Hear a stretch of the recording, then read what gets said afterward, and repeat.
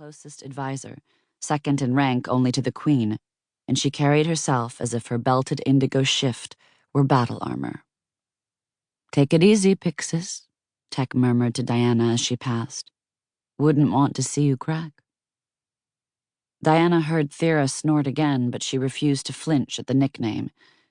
"You won't be smirking when I'm on the victor's podium," she promised.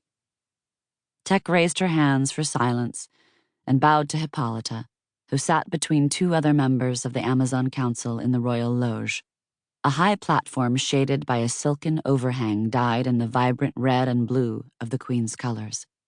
Diana knew that was where her mother wanted her right now, seated beside her, waiting for the start of the games instead of competing. None of that would matter when she won. Hippolyta dipped her chin the barest amount, elegant in her white tunic and riding trousers, a simple circlet resting against her forehead. She looked relaxed, at her ease, as if she might decide to leap down and join the competition at any time, but still every inch the queen. Tech addressed the athletes gathered on the arena sands. "In whose honor do you compete?"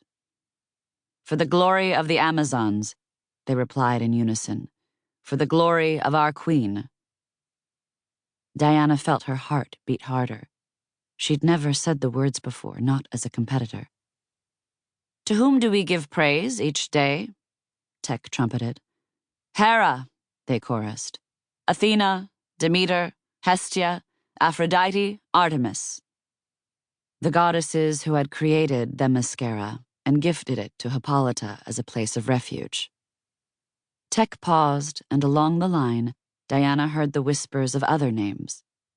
Oya, Durga, Freya, Mary, Yael. Names once cried out in death, the last prayers of female warriors fallen in battle, the words that had brought them to this island and given them new life as Amazons. Beside Diana, Rani murmured the names of the demon-fighting Matri, the 7 mothers, and pressed the rectangular amulet she always wore to her lips. Tech raised a blood-red flag identical to those that would be waiting for the runners in Banam Idol. "May the island guide you to just victory," she shouted.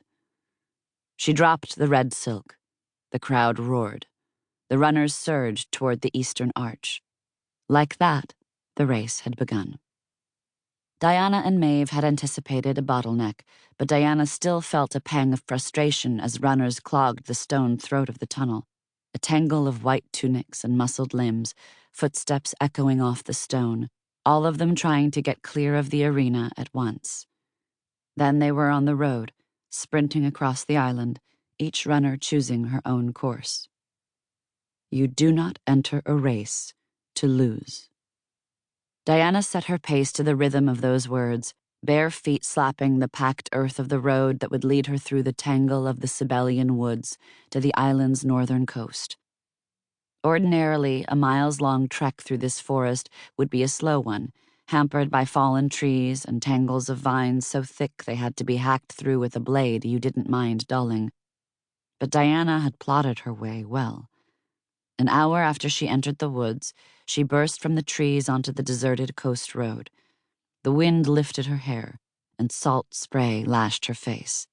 She breathed deep, checked the position of the sun. She was going to win. Not just place, but win. She'd mapped out the course the week before with Maeve, and they'd run it twice in secret. In the gray light hours of early morning, when their sisters were first rising from their beds, when the kitchen fires were still being kindled, and the only curious eyes they'd had to worry about belonged to anyone up early to hunt game or cast nets for the day's catch. But hunters kept to the woods and meadows farther south, and no one fished off this part of the coast. There was no good place to launch a boat, just the steep, steel-colored cliffs plunging straight down to the sea, and a tiny, unwelcoming cove that could only be reached by a path so narrow you had to shuffle down sideways, back pressed to the rock.